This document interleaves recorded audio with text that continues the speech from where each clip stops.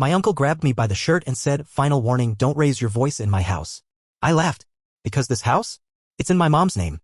And they're about to learn who they've been stepping on. He threw a shoe at my aunt's back. Just casually. A cracked, muddy loafer with a bent sole. She flinched but didn't say a word. Just kept wiping the dust off the stairs like it was normal. Like his tantrum was whether she had to wait out. That was Tuesday. By Friday, my mom was crying in the kitchen because her older sister, the one with the good life, the rich husband, the perfect sons, sent a legal notice. She wants to split the inheritance. She wants our apartment. The one we've lived in for years. The one registered in my mother's name. And she wants us out. They want my aunt gone too. They've been calling her the leftover. Like she's spoiled milk taking up space in a family fridge that forgot she exists. Let me back up. My grandfather died 3 years ago. No big funeral drama, no public family war. Just whispers and fake tears and long shadows that stretched into every corner of the house he built. He was a contractor. Not rich, but methodical. Brick by brick, he left behind 3 properties. A huge house in our town, a second house in another city, and a small sideblock building with 2 apartment units and a third tiny space used for storage or rats, depending on the season. 3 sons. 3 daughters. 6 kids. All poisoned in different ways. The oldest son, let's call him Uncle Number 1, was gifted the second house. A behemoth. Wide marble stairs, ceiling fans imported from Dubai, a garage too big for his personality. He married a woman who makes spoiled food seem modest. The type who believes kindness is a tax per people pay. The youngest son, Uncle Number 3, got the house in the other city. Shares it with his older nephews. His wife once told my mother she smelled like leftover onions. They have children who laugh like they're above consequences. Then there's my mom and her 2 sisters. My aunt, middle sister, never married, still lives in Grandpa's house. Or what's left of it. She took care of him in his final years. Bathed him. Fed him. Watched him forget his own birthday but never forget to insult her.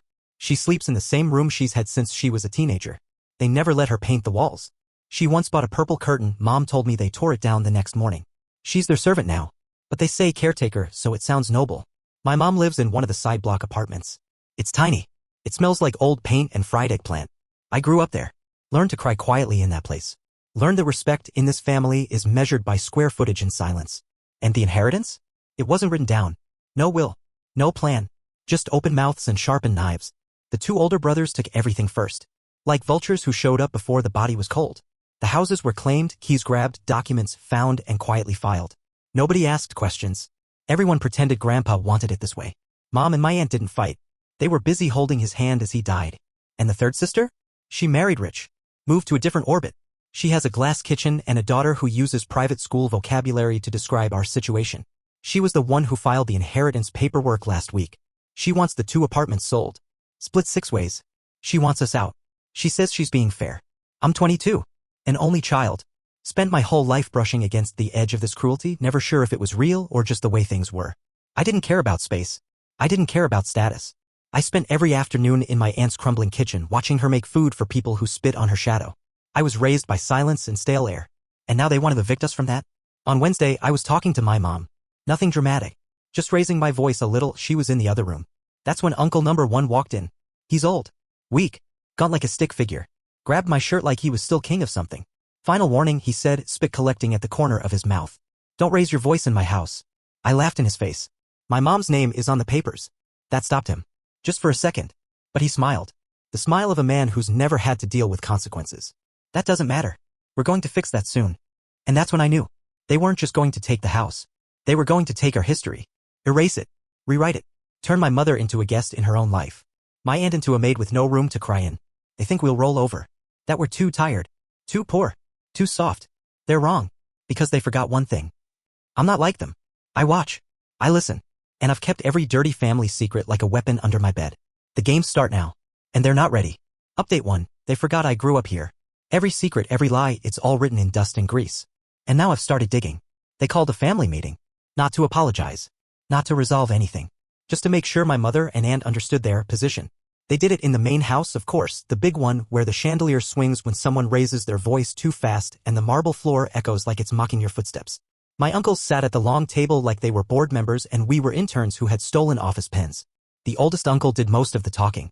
Let's just be reasonable, he said, while sipping tea he didn't make from cups my aunt scrubbed. His wife sat beside him, chewing sunflower seeds like she was watching a soap opera. Every so often she'd throw a glance at my mother like she was disappointed a dog got into her garden.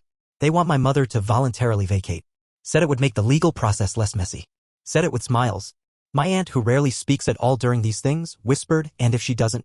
There was silence. Then uncle number 3 cleared his throat and said, then we'll have to follow through with the eviction request. You understand. Evict. From a house we've lived in since I had baby teeth. From rooms where I heard my grandfather coughing in the night, asking for water, asking for the daughter who never left his side. The thing is, they think this is still about walls and roofs and bricks. But it's not. It's about control. They want to evict the only 2 people who didn't abandon our grandfather, who didn't treat his death like a clearance sale. And they want to erase that reality from memory. But they forgot I exist. I'm not my mother. I don't cook to make peace. I don't cry quietly in stairwells. I've been quiet because I've been watching. Here's what they don't know. My grandfather kept everything. Every document. Every tax slip, invoice, and repair receipt since 1982. He kept them in an old wooden cabinet in the storage room. Most of the family thought he just stored junk in there. I knew better. Yesterday, while my aunt was out buying medicine for her arthritis, the kind no one offers to help her pay for, I unlocked that cabinet. Inside? Gold. Blueprints. Original purchase deeds. Handwritten notes about rent agreements and building expenses. Even photos from when he first built the 2 apartments next to the main house, my house. My mother's name was written on one of the blueprints, faintly in pencil. Next to it, a note in Arabic for her. So she can stay close. They're trying to split something they didn't build. Something they weren't even present for. So I scanned everything. Then I went to the land registry. I asked questions. Smiled. Said I was helping my elderly mother with some documents. The clerk was bored, didn't care. He pulled up the current file. Guess what? That inheritance share they want to split? Still legally under dispute. Still pending final confirmation. That means nothing's official yet. That means they're bluffing. That means we have time. So I made more copies. Sent a few to a family friend who works in municipal archives. Told him to keep them safe. Told him I was preparing for a very ugly wedding. He laughed. Then stopped laughing when I told him which uncles were involved. He's seen this before. This is how people lose homes without even realizing it. I came home, locked my door, and started planning. And then today, I heard my aunt crying in the bathroom. Not the loud, wailing kind. The kind you do into a towel. The kind that makes you want to punch something soft so it won't make a sound. They had sent a messenger, some young relative from the rich side of the family, who told her to start packing because the men had made a decision. They don't even give her the respect of doing their cruelty face to face anymore. I sat outside her door and said nothing. Just waited until she opened it and handed her a cup of water. She didn't ask what I was doing up so late. She knows now. She knows I'm not watching anymore. I'm moving. Next week, my friend from the records office is getting me a notarized printout of every document linked to the properties. He says I should get a lawyer. But I want to try something first. I want to give them one last chance. I want to invite every single family member to a dinner, a reunion, one big happy family night. And I want to do it in the main house, the house they stole, the house they think belongs to them. I'll serve tea, smile, ask if they remember how much Grandpa hated liars. And then, I'll bring out the box, the real inheritance. And I'll let the ghosts of our history do the talking. Let's see who's brave when the lights are on. Let's see who's proud when everyone's watching. They want war? They forgot I was born in the rubble. Update 2. I invited the family to dinner in the house they stole. I served tea, smiled, and watched their lies crumble like stale bread. One of them left in an ambulance. I made baklava. Not the cheap kind, the kind with pistachios soaked in rosewater, flaky and golden. My aunt helped, hands trembling but determined, like she was casting a spell. My mother arranged the chairs. We borrowed extras from the neighbors. Set them around the table in the dining room of the main house, the one that doesn't belong to us but also doesn't not belong to us. Not yet. Not legally. That's what the men in this family count on. Blurred ownership and sharper mouths. They all came. Even the rich aunt with the heavy bracelets and 3-ring hypocrisy. Even the 2 busy cousins who only remember our names when they want to mock them. Even the wives, especially the wives, draped in perfume and disdain. It felt like a funeral pretending to be a wedding. I greeted each of them with the same smile. My mom wanted to feed everyone one last time before the documents are finalized. I said. They all smiled back except my uncles. They narrowed their eyes. Sensed a trap. But pride is louder than caution in this family. We served food. My aunt, quiet and hollowed out, handed out plates with the same hands that used to wipe my nose when I had colds. My mom poured tea. I stood, tapped my glass, and began. I want to thank everyone for coming. This house has history. Grandpa built it with his bare hands, and we all lived in it one way or another. Some of us still do. Some of us live off it. No one laughed. Before we finalize anything, I thought it would be nice to remember what was actually promised. What was built.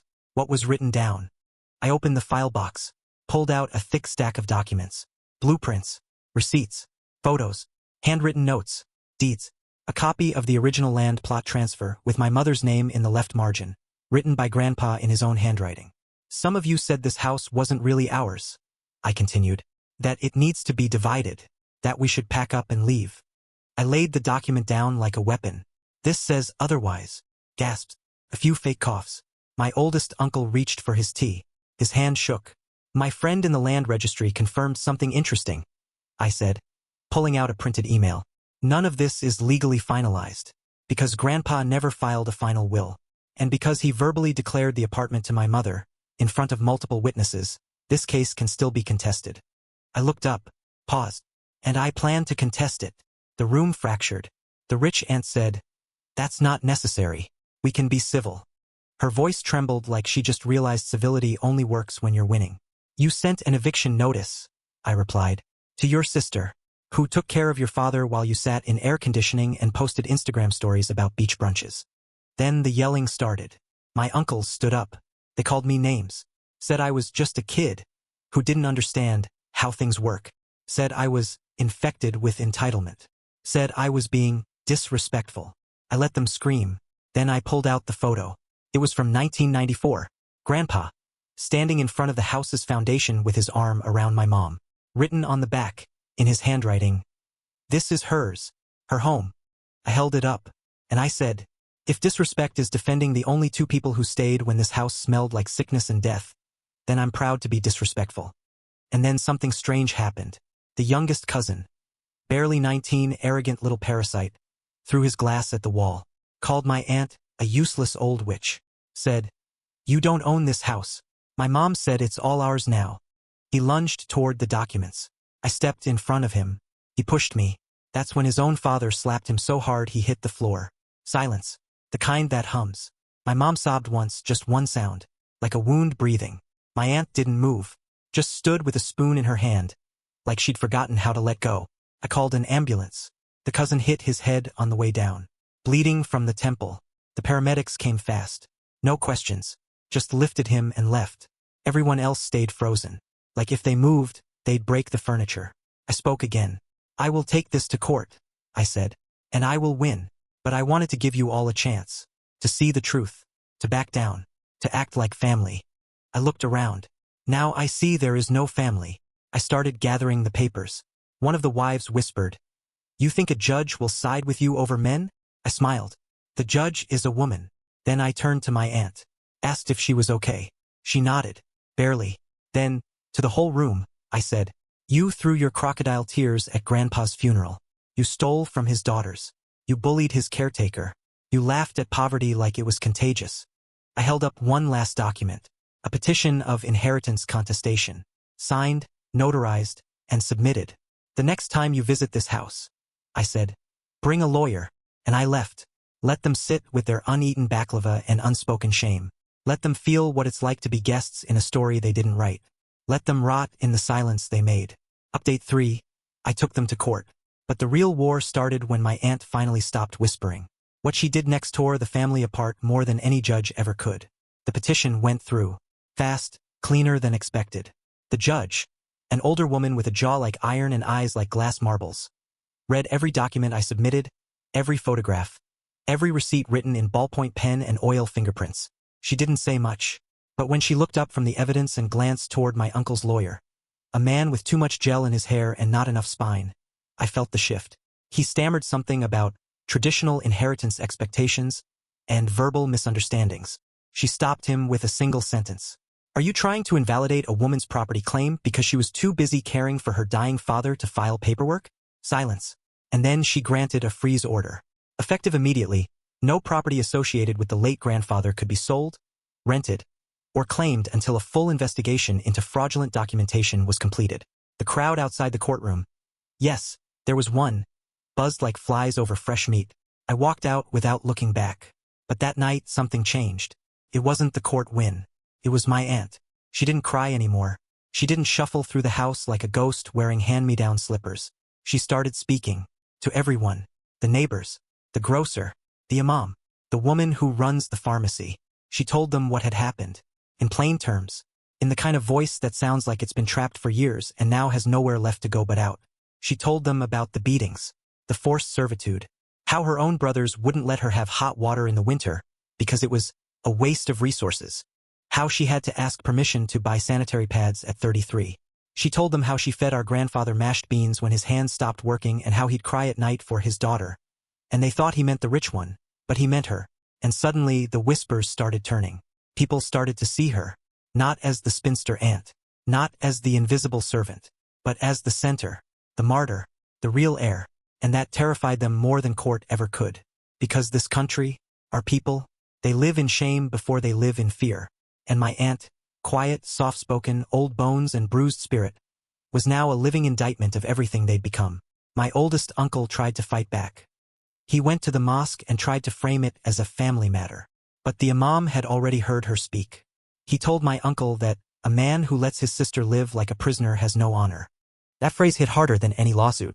Suddenly, my uncle's wife wasn't going to the salon anymore. Her friends stopped replying to her group chats. Her youngest daughter came home crying because someone at school said her family stole from the dead. I didn't orchestrate any of this. I didn't have to. I just handed the truth a microphone. But the final blow came from somewhere even I didn't expect.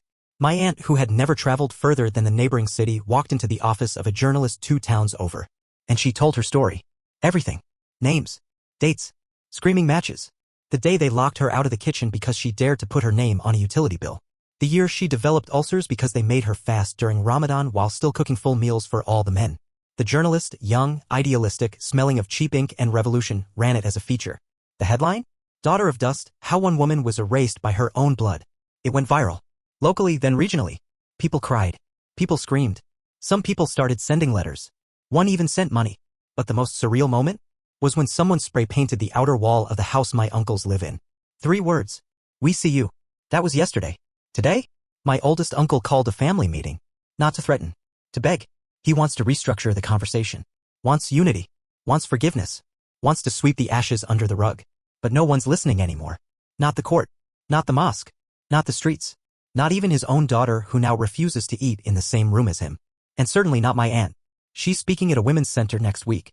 She asked me to drive her. She asked my mother to sit beside her on stage. And when she speaks, she won't whisper.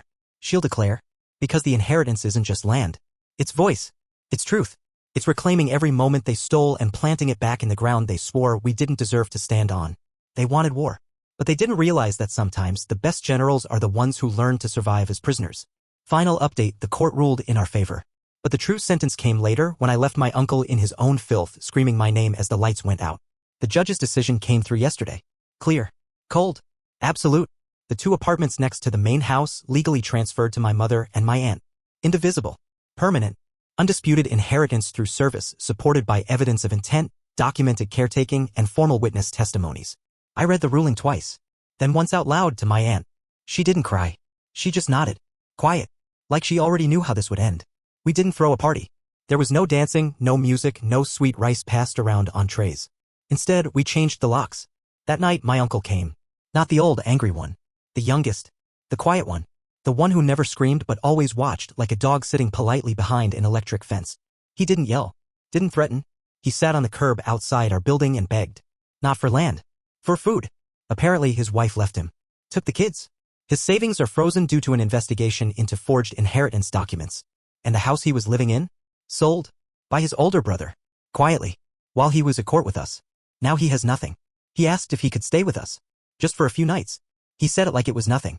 Like asking for tea. Like asking for the time. My mother went to close the door. But my aunt stopped her. She walked outside. Knelt in front of him. And whispered. Remember when you threw away my medication? He looked up confused. She continued. I spent 3 days unable to walk. You laughed.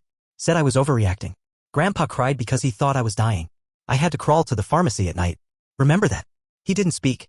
She stood up. And said. You're going to feel that crawl for the rest of your life. Then she turned to me. Closed the door. I did. The last thing I saw before the would shut between us was his face. Not angry. Not pleading. Just small. Shattered in a way that goes beyond consequence. A man who thought the world would always bend beneath him, suddenly realizing the ground is stone. I found out later that the imam banned him from the Friday prayer circle. Told him, clean your soul before you pollute this place again.